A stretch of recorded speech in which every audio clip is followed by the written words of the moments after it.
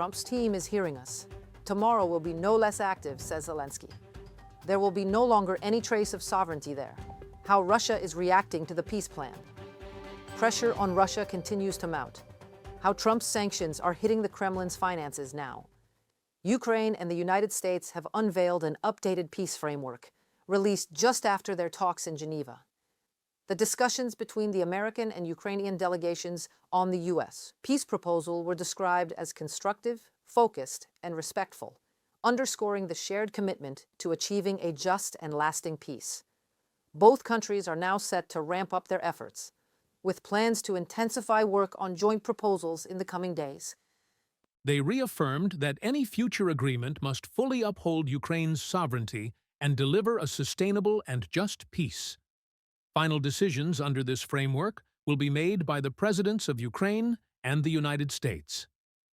Both sides reiterated their readiness to continue working together to secure a peace that ensures Ukraine's security, stability, and reconstruction. From the joint statement on United States-Ukraine meeting on the White House website. There are signals President Trump's team is hearing us. Tomorrow will be no less active. Ukraine is intensifying its diplomatic efforts to bring the war to a close. This was announced by President Volodymyr Zelenskyy in his regular address to the nation. He noted that Kyiv is engaged in direct talks with U.S. representatives, stressing that Ukraine's interests are being firmly protected. It is important to ensure that the steps toward ending the war are effective and that everything is workable. Ukraine has never wanted this war, and we will never be an obstacle to peace. Diplomacy has been reinvigorated, and that's good, very good. We expect that the outcome will be the right steps. The first priority is a reliable peace, guaranteed security, respect for our people, respect for everyone who gave their life defending Ukraine against Russian aggression. U.S. Secretary of State Marco Rubio stated that the White House will make some adjustments to the peace plan, but it is too early to reveal the outcomes of the negotiations. He also mentioned having spoken with President Trump, who, according to Rubio, seems pleased with the progress of the dialogue. The U.S. Secretary called today's meeting with the Ukrainian delegation the most productive and significant since Donald Trump's team became involved in the peace process. We have a very good work product that was already built on a foundation of input from all the relative parties involved here, and we were able to go through some of those items now, point by point, and I think we've made good progress. We're working through making some changes, some adjustments, in the hopes of furthering narrowing the differences and getting closer to something that both Ukraine and obviously the United States are very comfortable with. Obviously, this will ultimately have to be signed off by our presidents, although I feel very comfortable about that happening given the progress we've made. And then obviously there's the Russian side of the equation. I think the takeaway from it is I think this is a very, very meaningful, I would say probably best meeting and day we've had so far in this entire process, going back to when we first came into office in January. U.S. Congress should have the authority to review the peace plan that will define the terms for ending the war in Ukraine, according to Republican Senator Lindsey Graham. He emphasized that lasting peace in Ukraine must guarantee that Russia will not launch any future attacks. The proposed Russia-Ukraine peace deal provides an opportunity to end the war honorably and justly. Congress should also have the ability to review a plan that includes any future security guarantees. Just like we have the ability to review any Iran nuclear agreement, a lasting peace in Ukraine must ensure Russia cannot launch another invasion in the future. Congressional review will allow us to achieve that goal. Lindsey Graham, U.S. Congress Republican Senator on X social network. Today, the EU held a special leaders meeting on Ukraine and the U.S. peace plan, organized by European Council President Antonio Costa. According to him, discussions on Ukraine took place on the sidelines of the G20 summit.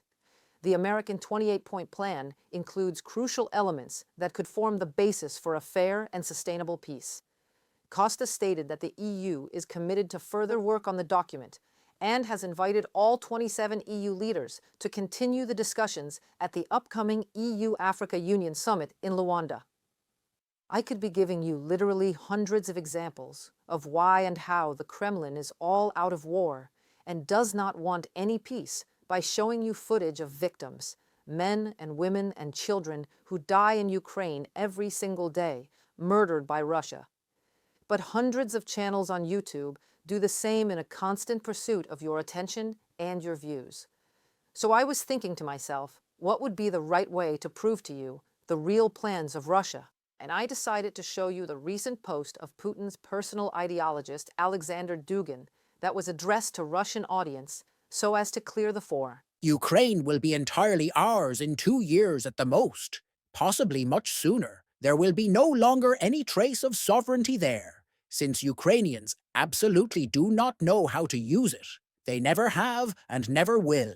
Not in their case. As far as I know, work is in full swing on a detailed plan for integrating Ukrainian society into a unified realm of the Russian world.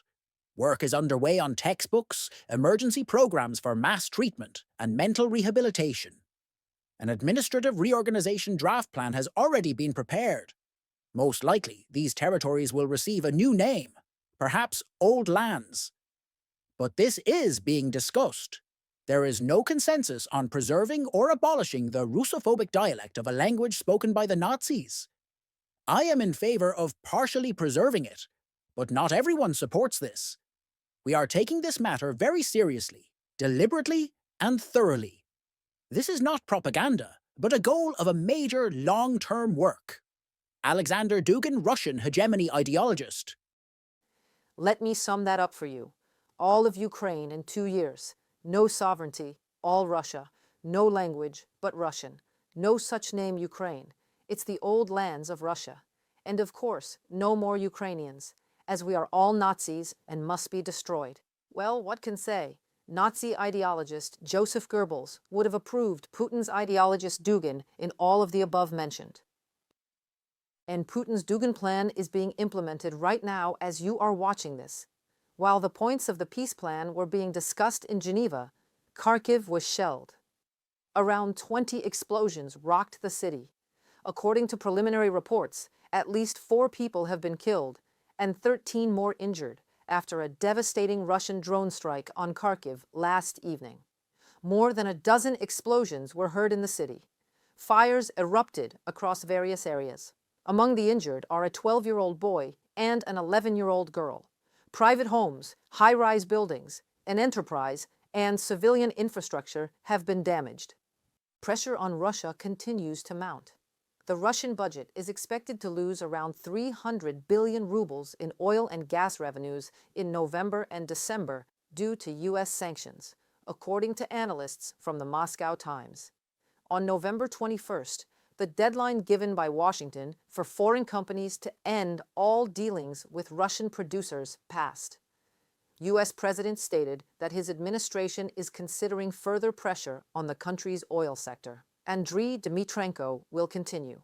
Washington is preparing to tighten sanctions on Russia. Members of Congress have begun collecting signatures to force a vote on a new bill even without leadership approval. Possible once 218 representatives signed the petition. Republican Congressman Brian Fitzpatrick explained that the initiative was triggered by a Wall Street Journal article claiming Trump was giving both sides until the 27th of November to accept a peace plan. Fitzpatrick clarified, "The United States is simply waiting for Russia's answer on the unconditional withdrawal of its troops from Ukraine. If no positive reply comes, sanctions will follow." This moment requires peace through strength, not appeasement. We have officially notified both the Clerk of the House and House leadership of our discharge petition to force a vote on crushing Russian sanctions immediately upon our return. Brian Fitzpatrick, member of the U.S. House of Representatives from Pennsylvania, on social network X. On 17 November, President Trump announced that Republicans are drafting legislation that would impose sanctions on any country doing business with Moscow. Reuters reported that oil prices fell 1.5% amid intensified ceasefire efforts and the growing risk of new restrictions, which is already deterring potential buyers of Russian commodities. This adds nervousness, not only for Russia's counterparties, but also creates real problems for Russian producers themselves. The psychological effect should not be underestimated. It is short-term, but very real. And when the sanctions actually come into force, we will see the concrete result. It may differ from our expectations, but it will definitely be negative. Washington has made clear that while the peace plan is being discussed, existing sanctions will not be lifted. On the contrary, new ones are under consideration, President Donald Trump stated. They go in very soon, and they're very powerful, very powerful. I mean, it makes it very hard to sell oil. That's a big thing. Their whole economy is based on oil. Donald Trump, President of the United States, in an interview with Fox News Radio. On 21st November, the latest U.S. sanctions package targeting Lukoil, Rosneft, and their subsidiaries entered into force. Many Indian and Chinese companies have already begun cutting purchases of Russian oil. Analysts say Russia's tanker fleet risks being left at sea with no buyers. Figures from analytics firm Kepler suggest that close to 48 million barrels of Rosneft and Lukoil crude, mostly Urals and ESPO grades, are currently in transit or beginning to load. That includes roughly 50 tankers pointing toward China and India, but also others without destinations or aiming for smaller ports, scattered from the Baltic to the South China Sea as intermediaries distance themselves from the trade. From a Bloomberg publication. Intensifying pressure on Russia's energy sector threatens bankruptcy for private players in the industry. State-owned giants like Rosneft will continue to be propped up from the federal budget despite losses, but experts believe the privately owned oil giant Lukoil is at genuine risk of collapse. Lukoil had expanded abroad. It was probably the most integrated Russian company into European and American markets, deriving roughly 30% of its revenue from foreign assets. Everything was going well. Now all of that has to be sold urgently, most likely at a heavy discount, meaning large financial losses.